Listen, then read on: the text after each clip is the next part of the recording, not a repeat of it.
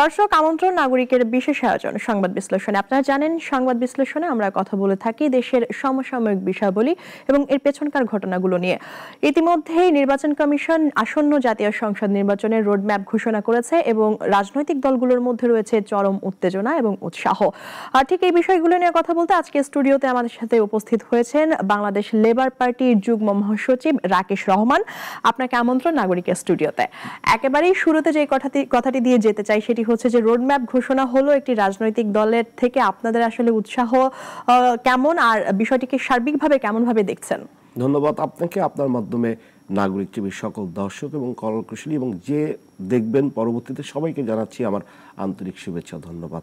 আসলে আমরা সুদীর্ঘ সময় একটি নির্বাচনের অপেক্ষায় বাংলাদেশের জনগণের অপেক্ষমান রয়েছে এবং রাজনৈতিক দলগুলো অপেক্ষমান রয়েছে। আমরা আশা করছিলাম যে ফেব্রুয়ারির নির্বাচন ঘিরে যে পদক্ষেপগুলো এর ভিতরে রোডম্যাপটি খুবই ইম্পর্টেন্ট এবং রোডম্যাপ আসার পরেই দলগুলো তাদের অবস্থানগুলো ক্লিয়ার করবেন যে কিভাবে নির্বাচনের প্রস্তুতি।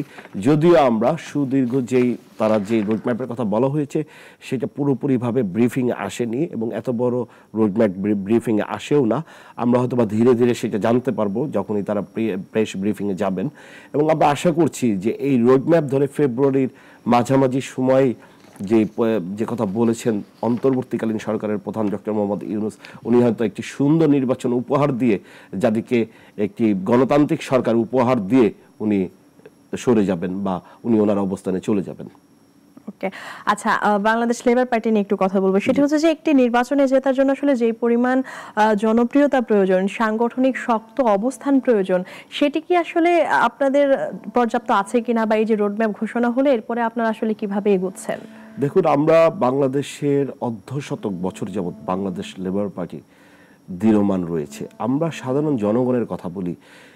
এই ধুমধাম করে যে রাজনৈতিক দলগুলো যে শোডাউন দিয়ে রাজনীতি করছেন, আমরা ঠিক সেই ধরনের শোডাউনের রাজনীতি করছি না, বাট আমরা সাধারণ জনগণকে মন দিয়ে এবং সাধারণ জনগণের যে চাওয়া পাওয়া সেই আমরা কিন্তু 31 দফার পাশাপাশিও আমাদের নিজস্বও কিন্তু দফা আমরা দিয়েছি। সেখানে শুধু সাধারণ জনগণকেই আমরা ফোকাস করে বাড়ি বাড়ি গিয়ে তাদের মন জয়ের মাধ্যমে আমরা রাজনীতি করতে চাই। আমাদের আব্দুল মতিন সাহেব যখন বাংলাদেশ লেবার পার্টি গঠন করেছিলেন, ঠিক সেই মুহূর্তে আপনি দেখেন যে একটি স্বৈরাচারী সরকার শেখ মুজিবুর রহমান সেই মুহূর্তে দৃঢ়মান ছিলেন এবং বাংলাদেশ লেবার পার্টিকে সেই সময় নিষিদ্ধ করা হয় এবং যুগপৎ আন্দোলনের মাধ্যমে শহীদ প্রেসিডেন্ট জিয়াউর রহমানের হাত ধরে আবার কিন্তু বাংলাদেশ লেবার পার্টি একটি ঐক্য গঠন করে। আমরা সেই ঐক্যেই কিন্তু আবার 2006 থেকে এখন বর্তমান আমাদের যিনি চেয়ারম্যান আছেন ডক্টর মোস্তাফিজুর রহমান ইরান সাহেব বিএনপির সাথে একই ঐক্যের মাধ্যমে আন্দোলন করে যাচ্ছেন এবং আমরা আশাবাদী যে সাধারণ জনগণের দুয়ারে যদি আপনি যেতে পারেন সেটি হবে রাজনৈতিক সফলতা, যেটি বাংলাদেশের মানুষ সেই অপেক্ষায় রয়েছে। জি, সাধারণ জনগণের দুয়ারে পৌঁছানোর কথা বলছিলেন, অর্থাৎ পিপল টু পিপল যে কানেক্টিভিটি একটি রাজনৈতিক দলের সাথে, সেটির জন্য আসলে আপনারা এখনো পর্যন্ত কি কি উদ্যোগ নিয়েছেন? আমাদের সারা বাংলাদেশে কাজ চলছে। আমি কিন্তু 17 বছর পরে দেশে এসে আমি কিন্তু বসে নেই। আমি দিনাজপুর, নওগাঁ, খুলনা, ফরিদপুর ঘুরে এখন ঢাকায় আমার নিজ নির্বাচনী এলাকায় আমি যাব। আমি সাংগঠনিক যে ব্যাপারটা, যে আসলে আমাদের ঢাকার বাইরের যে অবস্থাটা, আমি সেটা দেখে খুবই তৃপ্তি অনুভব করছি যে আমরা অন্তত মেধাবী লোক দিয়ে বাংলাদেশ লেবার পার্টি এখন সাজাচ্ছি, যাদেরকে দেখে মানুষ উৎসাহ পাবে, যাদেরকে দেখে মানুষ ভরসা পাবে, যাদের কাছে একটি প্রতীক্ষমান রাজনৈতিক আশা করা যায়। আমরা সেই ধরনের একটি প্ল্যাটফর্ম তৈরি করব এবং মানুষ উজ্জীবিত হয়ে আমাদেরকে ভোট দিবে। আমাদের মার্কাও আমরা এখন নির্বাচন কমিশন থেকে চলে এসছে। আমরা ফাইনাল চিঠি পাওয়ার পরে আমরা প্রচারণায় নামবো এবং আমরা আসলে বাংলাদেশের মানুষের কথা নিয়ে রাজনীতি করি। নাহলে এই দলটি আপনি দেখেন, অনেক রাজনৈতিক দল কিন্তু বাংলাদেশে এসছে এবং বিলুপ্ত হয়ে গিয়েছে। 50টি বছর সুদীর্ঘ অর্ধশতকের কাছাকাছি, আমাদের 2 বছর পরে অর্ধশতক হবে। এত দীর্ঘ সময় টিকে থাকাটাও কিন্তু অনেক কষ্টের। জি, আপনি তো বলছিলেন যে দীর্ঘদিন আসলে দেশের বাইরে ছিলেন, লন্ডনে ছিলেন। বিএনপির শীর্ষ নেতা তারেক রহমানের সাথে কি আপনার কথাবার্তা হয়? জোটের ব্যাপারে তো আমরা সেই ধরনের মিটিংগুলো হয়ে থাকে, এখানেও হয়ে থাকে, এখান থেকেও হয়েছে, লন্ডনেও বিভিন্ন বিষয় থাকে যেটা আমরা তার কাছে যেতে পারি বা কথা বলতে পারি, সেইভাবে হয়। এবং ওখানে উনি যেহেতু ওপেন প্রোগ্রাম করেন, সেখানেও আমি তাকে দেখেছি এবং আমি তো দীর্ঘ 17 বছর আসতে পারিনি, কারণ আপনারা জানেন যে আমি কলামও লিখেছি বাংলাদেশের রাজনৈতিক সমসাময়িক পরিস্থিতি নিয়ে। সেই কারণে যেমন mother of democracy Begum Khaleda Zia, এটা আমি প্রথম তাদেরকে দেই, বেগম খালেদা জিয়াকে। শিশু মুক্তিযোদ্ধা তারেক রহমান, সেটিও আমি 2015 সালে জাতির সামনে উপস্থাপন করি। এবং আরও অনেকগুলো, যেমন আওয়ামী লীগে শেখ মুজিবুর রহমানের যে আদর্শ ছিল সেই আদর্শ মরে গিয়েছে, এই ধরনের আর্টিকেল। যেমন সুন্দরবন ধ্বংসের চিন্তা, রামপাল নিয়ে আমার একটা আর্টিকেল ছিল বাংলা মেল 24-এ। যখন বাংলা মেল 24 বন্ধ করে দেয় তার এক সপ্তাহ আগে আমার এই আর্টিকেলটি আসে। দু চোখ আমার ভাসে সুন্দরবন ধ্বংসের কল্পনায়।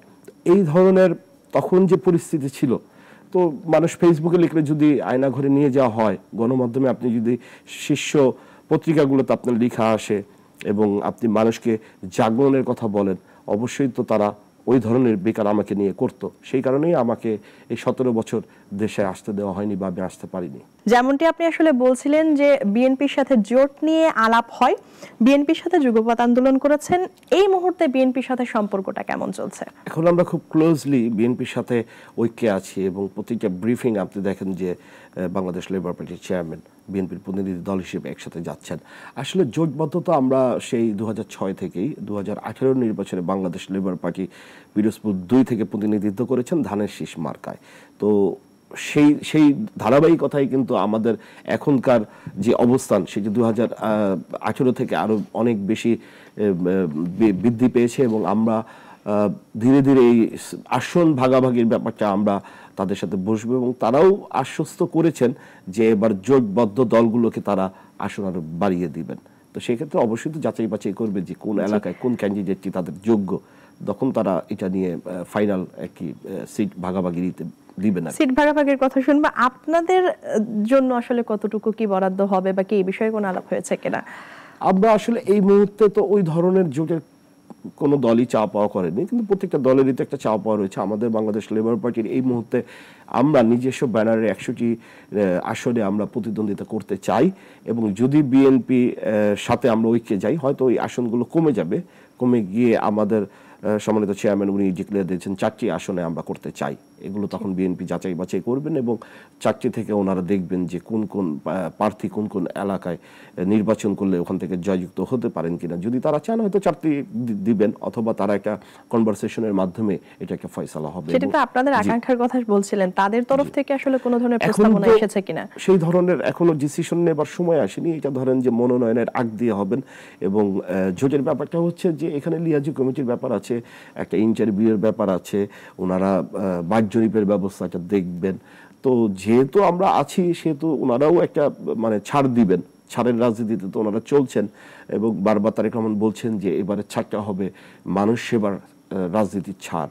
তো সেই ক্ষেত্রে আমরা আশাবাদী যে আমাদেরকে সেই ছাড়টা দিবেন যেটার মূল্যায়ন পাবার যোগ্যতা আমাদের রয়েছে। জি, বিএনপির সাথে জোটের কথা বলছেন, সেইখানে আসলে স্পেসিফিক ভাবে জানতে চাওয়া যে গত 5 তারিখের পর থেকে 1 বছরের বেশি সময় অনেক বিতর্কের মধ্যে দিয়ে এই বড় দলটিকে যেতে হয়েছে।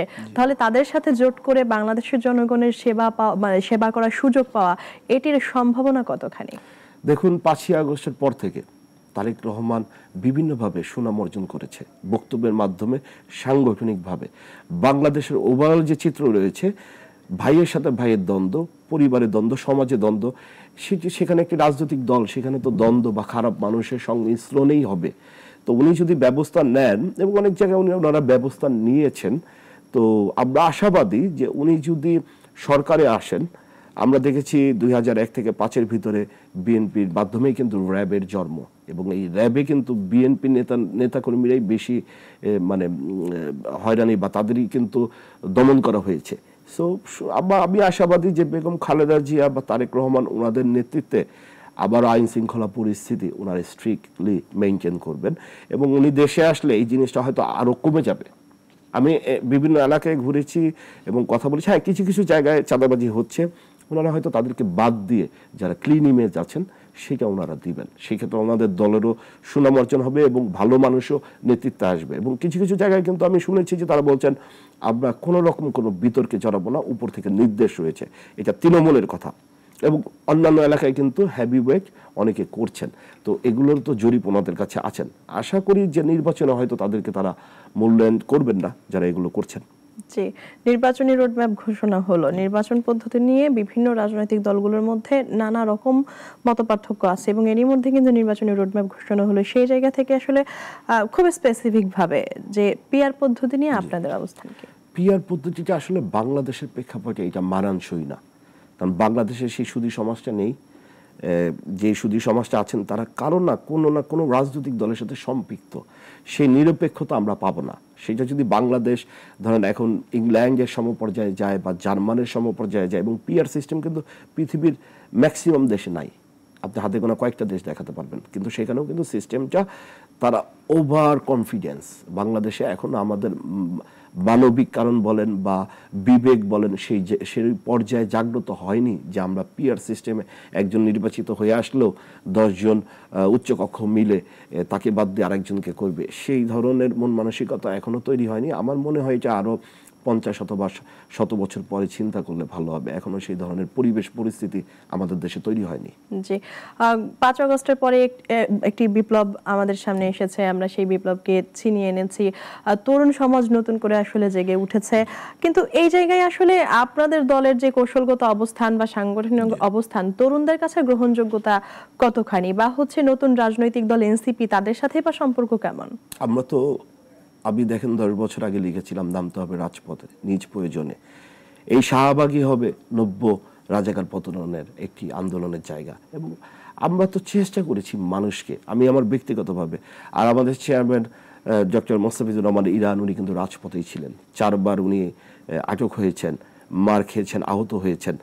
সুতরাং এখানে আমি নিজেই তো তরুণদের প্রতিনিধিত্ব করছি, যার যার অবস্থান তার এরিয়াতে যদি আপনি করেন, তরুণরা অবশ্যই আমার সাথে আসবেন এবং আমি তরুণদের নিয়েই তো চলি। আর এনসিপিকে আমি মোস্ট ওয়েলকাম জানাই, কিন্তু তারা যেই ধরনের কথোপকথনের রাজনীতি করছেন সেখানে আমি মর্মাহত হই। এতগুলো জীবনের বিনিময়ে একটি অর্জিত একটি স্বাধীনতা অর্জন করতে হলে প্রথম যে ভিত্তিটা সেটি হচ্ছে মুক্তিযুদ্ধের চেতনা। সেই চেতনাটা আবারও কিন্তু 52 বছর পর জাগ্রত হয়েও আমরা কিন্তু আবার নিম্নগামীর দিকে যাচ্ছি। কারণ কি, যারা আহত হয়েছে তাদের চিকিৎসা দেওয়া হচ্ছে না, যারা উপদেষ্টা হয়েছেন তারা কিন্তু সততার সাথে তার দায়িত্ব পালন করতে পারছেন না। আমরা গণমাধ্যমে বিভিন্ন রকম তথ্য পাচ্ছি, কারো বাবা, কারো ভাই, কারো শ্বশুর প্রভাবিত হচ্ছেন। তাহলে তো সেই শোষকদের মতোই তারা ব্যবহার করছেন, যে ব্যবহারটা আমরা বিগত 17 বছর এই ছেলে মেয়েদের কাছ থেকে এই ধরনের প্রতিক্রিয়া বা এই ধরনের বাস্তব যে জিনিসগুলো ঘটছে সেটা কিন্তু আমরা প্রস্তুত ছিলাম না এটা দেখার জন্য। তা আমরা বলবো যে এই আন্দোলনটা আসলে ছাত্র জনতার আন্দোলন। হ্যাঁ, আপনার বক্তব্যে উঠে এসেছে বর্তমান বাংলাদেশের স্বপ্ন আর বাস্তবতার একটি পার্থক্য। যেমনটি বলছিলেন যে যেই আশা আকাঙ্ক্ষা নিয়ে আসলে আমরা আন্দোলনটি করেছিলাম, এখন অনেকটাই হতাশ হচ্ছেন। হতাশার জায়গাগুলো স্পেসিফিক কি নিয়ে? প্রথমত যারা আহত হয়েছে তাদের চিকিৎসাটা লঙ্গার করা, যে দূরত্বটা তৈরি করা, আন্তরিকতার অভাব। আপনি দেখেছেন একজন যিনি আহত হয়েছে তার মা উপদেষ্টার দ্বারে দ্বারে ঘুরে কিন্তু দেখা পায়নি। দ্বিতীয়ত আর্থিক যেই লোভ, সেই লোভটার কারণেই কিন্তু এনসিপি বা যারা আছেন তারা কিন্তু বিতর্কের সৃষ্টি হচ্ছেন। আদারওয়াইজ তাদেরকে কিন্তু এই তরুণরা আসবে, আমরা কিন্তু তাদেরকে মোস্ট ওয়েলকাম দিতে চাই। একটা তরুণ যদি দেখি তার যোগ্যতা বেশি, তার দেশপ্রেম রয়েছে, আমি কিন্তু তাকে ছেড়ে দিব, তুমি আমার সামনে যাও। আমি চাই একটি সুন্দর স্বপ্নের বাংলাদেশ। আমি চাই না দুর্নীতিগ্রস্ত, আমি চাই না চাঁদাবাজের বাংলাদেশ। আমি যদি দেখি একজন সৎ লোক যিনি আমার জায়গাটা নিতে যাচ্ছেন, আমি তাকে দিয়ে দিব, যে আমি তোমার পিছনে থাকবো। এই মন মানসিকতা যদি না তৈরি হয়, সেটি কিন্তু তৈরি হয়নি। প্রাইভেট ইউনিভার্সিটির ছেলেমেয়েরা ফিরে গিয়েছে তাদের ইউনিভার্সিটিতে, তারা ফিরে গিয়েছে তাদের বাসায়, তাদেরকে রাখা হয় নাই তাদের দলে। এবং বিভিন্ন রকম সরকারি যে প্রোটোকল, যেটা বিগত 17 বছর 6,500 মাইল আপনি সরকারি প্রোটোকলে ঘুরে যদি বলেন যে বাংলাদেশের জাগরণ, আমি একজন প্রবাস থেকে আসার আগে স্বরাষ্ট্র মন্ত্রণালয়ে আমার নিরাপত্তা চেয়েছি, আমাকে স্বরাষ্ট্র মন্ত্রণালয়ের উপসচিব বলেছে আমাকে নিরাপত্তা দেওয়ার মতন তাদের প্রোটোকল নেই, অভাব। আমি মেনে নিয়েছি, কিন্তু 6,500 মাইল আপনাকে সরকারিভাবে পুলিশ এবং সেনাবাহিনী দিয়ে নির্বাচনী প্রচারণা, সেটা তো জনগণ মেনে নিবে না। তাদেরকে কেন আপনি তাহলে প্রোটোকল দিচ্ছেন? আমার যথেষ্ট অনিরাপত্তা থাকা অবস্থায় আমি হুমকি ধামকি মামলার শিকার বিদেশের মাটিতেও হয়েছি, আমাকে আপনারা দেশে দিচ্ছেন না। আমাকে আজকে এখানে থাকতে হচ্ছে, কালকে ওখানে থাকতে হচ্ছে, নিরাপত্তার অভাবে। এখনো কিন্তু বাংলাদেশে যারা অপ্রীতিকর ঘটনা তারা কিন্তু রয়ে গিয়েছে। কিন্তু তাদেরকে কেন আপনি দিচ্ছেন? তাহলে আমার অধিকার তাদের অধিকার কেন আপনি বিভাজন তৈরি করছেন? সেটি আমার প্রশ্ন। তারা বলে আমরা কিংস পার্টি না। তাহলে কেন আপনারা সেই প্রোটোকল পাচ্ছেন, আমি কেন পাচ্ছি না? আমিও তো একটা দলের যুগ্ম মহাসচিব, আমিও তো একজন লেখক, আমি তো আইনের সংবিধানের 32 ধারায় আমি আমার নিরাপত্তা পাই, প্রোটোকল পাই। আপনারা কেন আমাকে প্রোটোকল দিচ্ছেন না? সেই যেহেতু প্রশ্নবিদ্ধ, আমি এই প্রশ্নটাই করতে চাই তাদের কাছে, এনসিপির কাছে, যে এনসিপি তারা যেহেতু এটা ছাত্র জনতার আন্দোলন, তো তারা জনতাকে সম্মান প্রদর্শন করতে হবে। এই আন্দোলনটা যদি 17 বছর সাধারণ মানুষ এইভাবে প্রতীক্ষমান না থাকতো, তাহলে কিন্তু জনতা এই আন্দোলনে নামতো না, তাহলে কিন্তু এই আন্দোলনও বিফলে যেত। তারা এসে বলছে যে 2 সপ্তাহে তারা আন্দোলন করে দেশ স্বাধীন করে দিয়েছে। এই ধরনের মন মানসিকতা কিন্তু আপনাকে ত্যাগ করতে হবে। 1971 সালে কিন্তু 9 মাস যুদ্ধে বাংলাদেশ স্বাধীন হয়নি। এই আন্দোলনের স্বাধিকার আন্দোলন শুরু হয়েছিল 62 সাল থেকে। আপনাকে 71 সালের ভূমিকায় সিরাজুল আলম খানকে আমাদেরকে অস্বীকার করলে মুক্তিযুদ্ধকে সেই অস্বীকার সাথে করা যদি হবে। আসলে মব ভায়োলেন্স আর ট্যাগিং এর রাজনীতি নিয়ে জানতে চাই, কারণ গত 5 আগস্টের পর থেকে এখনো পর্যন্ত এবং গতকালকে পর্যন্ত অনেকগুলো মব ভায়োলেন্সের চিত্র আমাদের সামনে উঠে এসেছে, আমরা দেখেছি। কি বলবেন? এটা হতাশাজনক। এটা আমি বলবো যে এখনো সেই মন মানসিকতা হওয়ার আগে আপনি পেয়ে গিয়েছেন। এই আন্দোলনটা যদি আরো হতো, তাহলে আরো আমাদের ত্যাগপেক্ষিতা যেত। এবং এখানে কিন্তু অনেক সহায়ক ছিল, বহির্বিশ্ব আমাদেরকে সহায়ক ভূমিকা পালন করেছে। সেনাবাহিনী যদি না চেত, এই আন্দোলন আরো দূরত্ব বাড়তো এবং আরো ক্ষয়ক্ষতি হতো। তাদেরকে নিয়ে কূক্তি করা, প্রশাসনকে, আপনি সচিবালয়ের চিত্র যদি দেখেন, সচিব আমি মেনে নিয়েছি, সচিব যারা ছিলেন তারা পূর্ববর্তী সরকারের রেখে যাওয়া সচিব, তাদেরকে ট্রান্সফার করে দেন, নতুন সচিব আনেন, নতুন নিয়োগ দেন। কিন্তু তাদের মাথার উপরে আপনি ছাত্র হয়ে বসে থাকতে পারবেন না যে দেখি কি ফাইলে আপনি সিগনেচার করছেন, আমাদেরকে সেটা দেখাতে হবে। এবং তাদের ইন্টারফেয়ারনেস আপনি সচিবালয়ে ঢুকতে পারবেন না। এই ধরনের জিনিসগুলো মানুষকে হতাশ করছে। সাধারণ জনগণের কাছে যান, একদিকে হতাশ করছে চাঁদাবাজি, আর একদিকে তাদের এই ধরনের মানুষের মন থেকে দুটাই কিন্তু এখন মিশে যাওয়ার মতো না। মানুষ বাংলাদেশের জনগণের কাছে আসলে লেবার পার্টির কমিটমেন্ট কি? লেবার পার্টি জনগণের কথা বলবে। লেবার পার্টি জনগণ যেটা চায়, শিক্ষা, স্বাস্থ্য, বাসস্থান, নিরাপত্তা, লেবার পার্টি এই 4টির নিশ্চয়তা দিয়ে ক্ষমতায় আসতে চায়। এবং আমরা ক্ষমতায় আসলে আমরা কোনো এমপিত্ব বেতন চাই না, আমরা কোনো ফ্ল্যাট চাই না, আমরা কোনো গাড়ি চাই না, আমরা রিক্সায় ঘুরবো, বাসে ঘুরবো, আমাদের এইটাই জীবনযাত্রা। আমরা কোনো পয়সার জন্য রাজনীতি করি না, আমরা পয়সা ব্যয়ও করব না, আমরা পয়সা ইনকামও করব না। যদি জনগণ আমাদেরকে পছন্দ করে, জনগণ আমাদের 50 বছর পরে হলেও তারা আনবে। আমরা জনগণের পাশে থেকে রাজনীতি করতে চাই। আমরা চাই শিক্ষার একটা মান উন্নয়ন থাকবে, আমরা চাই সুচিকিৎসা দিতে হবে, এবং আমরা চাই খাদ্যর একটা সুষম বন্টন থাকতে হবে, যাতে মানুষ বাজারটা, নিত্য প্রয়োজনীয় জিনিসটা, দ্রব্যমূল্যটা তাদের হাতের ইতে থাকে। সময় শেষ, একেবারেই সংক্ষেপে বলবেন। শেষ প্রশ্ন, সেটি হচ্ছে যে কেমন আগামীর বাংলাদেশ চান? আমি চাই একটি সুন্দর স্বপ্নের বাংলাদেশ, যেখানে ভ্রাতৃত্ব প্রেম থাকবে, একজন আরেকজনের প্রতি অন্তর থেকে ভালোবাসা থাকবে। যে সে কষ্ট পেলে আমি কষ্ট পাবো, সে না খেয়ে থাকলে আমি না খাওয়ার বেদনা ফিল করব। এই ধরনের বাংলাদেশ চাই, যেখানে রাজনীতিকরা হবে বন্ধু, এবং তাদেরকে মানুষ যে বলতে পারবে আমার এই সমস্যা, কিন্তু রাজনীতিকরা যাতে শোষক না হয়, সেটি হচ্ছে আমাদের স্বপ্নের বাংলাদেশ। আপনাকে অসংখ্য ধন্যবাদ আমাদেরকে সময় দেওয়ার জন্য। দর্শক, আজকের মতো এখানেই শেষ করছি। সবাইকে অসংখ্য ধন্যবাদ।